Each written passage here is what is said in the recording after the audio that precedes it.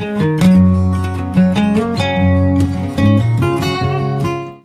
दोस्तों, आपका मेरे चैनल हिंदी की दुनिया में एक बार फिर स्वागत है।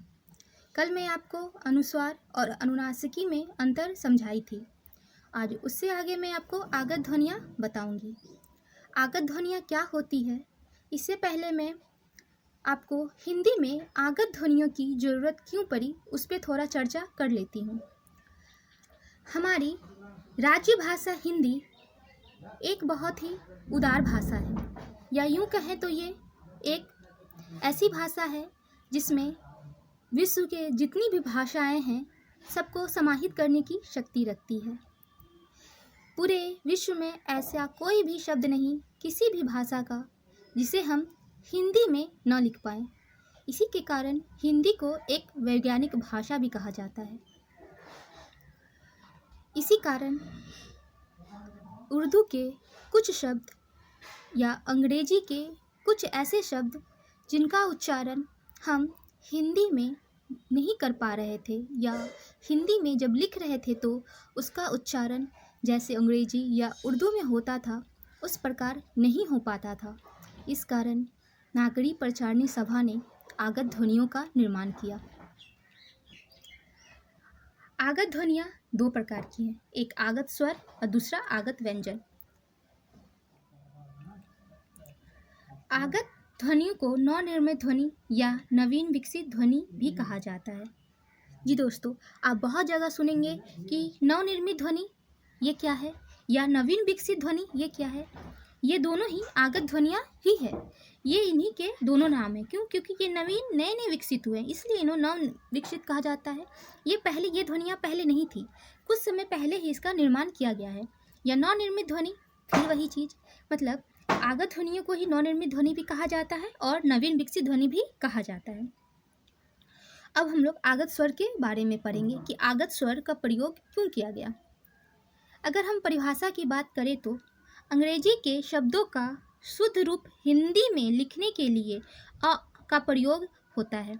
ठीक, ये अ क्या है? अ की मात्रा को हम लोग अर्धचंद कहते हैं। समझे? जो ये अ की मात्रा है इसका उच्चारण क्या है? इसका उच्चारण अ है। ठीक, इसको हम लोग कैसे दिखाते हैं?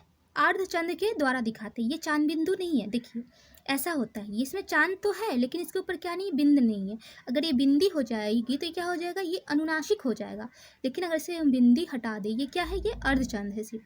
और इसका उच्चारण कैसा होगा? अ के साउंड के साथ इसका उच्चारण होगा। जैसे अगर हम लोग अंग्रेजी में डॉल लिखें तो हम लोग डॉल को डोल लिखते थे, ना कि डॉल लिखते थे। ठीक, क्योंकि इसमें डॉल अ का साउंड है, डॉ के साथ अ का साउंड है, तो इसलिए इसको हम लोग अगर हिंदी में लिखें तो आगत ध्वनियाँ हमें लगानी पड़ेगी। जैसे कि देखिए डा है और डा के ऊपर ये अर्धचंद है, तो इसका उच्चारण कैसा हुआ? A doll. ठीक, ये जो डॉल के साथ अ का उच्चारण हो रहा है यही साउंड ये अर्धचंद हमें दे रहा है। जहाँ ये अर्धचंद होगा वहाँ अ का साउंड आएगा। इससे फिर हम लोग डॉक्टर की बात करें तो डॉक्टर ये जो अ का साउंड आ रहा है डॉक के साथ, तो ये यही डॉक्टर है। और इसी को हम लोग पहले डॉक्टर लिखते थे। नहीं दोस्तों, वो गलत हो जाएगा। इसी के लिए आगत स्वर का निर्माण किया गया। अ का साउंड को हिंदी में अर्धचंद से दिखाया गया। इसी तरह कॉपी की बात करें तो हम हिंदी में कॉपी लिखते हैं। हॉल की बात करें तो हिंदी में ह लिखते हैं। कॉल की बात करें तो हिंदी में क लिखते हैं। तो ये जो अर्धचंद है ये कैसा ध्वनि देता है? अ का साउंड देता है। ठीक, जहाँ जहाँ अंग्रेजी में अ का साउंड होगा वहाँ वहाँ हम क्या करेंगे? अर्धचंद का प्रयोग करेंगे। दोस्तों, मुझे उम्मीद है कि आपको मेरी ये आगत स्वर समझ में आई होगी। इससे आगे अब हम आगत व्यंजन पे चलते हैं। दोस्तों, आगत स्वर के बाद अब हम आगत व्यंजन पे आते हैं। आगत व्यंजन की अगर परिभाषा की बात की जाए तो हम क्या लिखेंगे? अंग्रेजी और उर्दू के शब्दों का सही शुद्ध उच्चारण करने के लिए कुछ व्यंजन के नीचे नुक्ता लगा दिया जाता है। ठीक, आगत व्यंजन क्या है? अंग्रेजी और उर्दू के शब्द का उच्चारण जब हम करते हैं तो उसका उच्चारण पहले हिंदी में उस तरह से नहीं होता था जैसे कि वो अंग्रेजी भाषा या उर्दू की भाषा में होता था। उसके उच्चारण में अंतर आ जाया करती थी। इसलिए आगत व्यंजन का निर्माण किया गया। आगत व्यंजन क्या है? ये नुक्ता है। आप ऐसा बिंदी किसी भी वर्ण के नीचे आप देखे होंगे। इसे ही आगत व्यंजन कहते हैं। देखिए ये नुक्ता कहाँ कहाँ लगता है, क के नीचे, ख के नीचे, ग के नीचे, ज के नीचे और फ के नीचे। अगर हम इसको नुक्ता के बिना पढ़े तो क है, और अगर नुक्ता के पास साथ तो क है। ठीक, ख पर है तो ख है, अगर नुक्ता के साथ साथ पढ़े तो ख है, अगर ग पर है तो ग है, और इसे नुक्ता के साथ में ग ग ग है। अगर ज पर है तो ये ज है, नुक्ता के साथ ज है। अगर फ पर है तो ये फ है, नुक्ता के साथ फ है। ठीक, तो ये क की साउंड, ये ख की साउंड, ये ग की साउंड, ये ज की साउंड, ये फ की साउंड, ये पहले हिंदी में नहीं थी। उर्दू के और अंग्रेजी के उच्चारण के कारण कुछ लोगों ने, नागरिक प्रचारणी सभा के कुछ सदस्यों ने नुक्ता का निर्माण किया। अब हम देखेंगे नुक्ता का प्रयोग कौन कौन से शब्दों में किया जाता है और उससे क्या क्या अंतर आता है। जैसे हम जिंदगी, अगर हम लोग इसे ज़िंदगी पढ़ेंगे तो ये ज़िंदगी एक उर्दू का शब्द है और इसका सही उच्चारण ज़िंदगी है, ना कि जिंदगी। ये उच्चारण इसका गलत है और ज़िंदगी उच्चारण इसका सही है। क्यों? क्योंकि यहाँ ज के नीचे नुक्ता है, जिसके कारण ज पे ज़्यादा भार पड़ ज़िंदगी उच्चारण हो रहा है। अगर हम गज़ल की बात करें तो ये भी एक उर्दू का शब्द है और इसका उच्चारण गज़ल नहीं, इसका उच्चारण गज़ल है। इसका उच्चारण क्या है? गज़ल। आप भी उच्चारण करके देखिए, गज़ल। और ये ज़ल का जो साउंड है ये पहले हिंदी में नहीं था, इसका निर्माण नुक्ता के बाद हुआ। अगर हम राज की बात करें तो ये राज शब्द भी उर्दू का है और इसका उच्चारण राज नहीं, इसका उच्चारण क्या है? राज। ठीक, और ये फन, फन फन हिंदी में है, पर ये फन मतलब क्या होता है? ये फन मतलब सांप का फन होता है।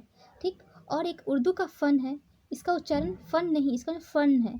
फन मतलब हुनर, कि मेरे में बहुत से फन है। फन मतलब हुनर। अब फन मतलब सांप का जो फन होता है वो, और फन मतलब हुनर। उसी प्रकार गज, गज क्या है? हिंदी में हाथी को गज कहते हैं। हम लोग सभी जानते हैं कि हाथी को गज कहते हैं, लेकिन एक लंबाई की इकाई है जिसका नाम क्या है? गज। ठीक, ये गज नहीं, ये गज है, जिसमें ज का उच्चारण थोड़ा घसीर के हुआ है। उसी प्रकार अगर हम लोग अंग्रेजी के शब्दों की बात करें तो जू, जी ये जू नहीं है, ये जू है। ठीक, जू, जिसमें ज का जू है। उसी प्रकार जेब्रा की बात करें तो ये जेब्रा नहीं, ये जेब्रा है। ठीक, ये जो साउंड आ रही है जेब्रा की, इसके लिए हमें नुक्ता का प्रयोग करना पड़ेगा, नहीं तो ये जेब्रा होगा, जेब्रा नहीं। और अंग्रेजी में ये जेब्रा है, जेब्रा नहीं। अगर जिराफ की बात करें तो फिर वही बात, जिराफ में भी क्या आ रहा है? जिराफ। ठीक, जिराफ।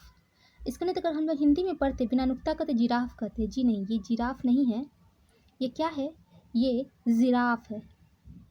दोस्तों, मुझे उम्मीद है कि मैं आगत ध्वनियाँ पूर्ण रूप से आपके सामने अच्छे से प्रस्तुत कर पाई होंगी और आपको आगत ध्वनियाँ बहुत ही अच्छे से क्लियर हुआ होगा।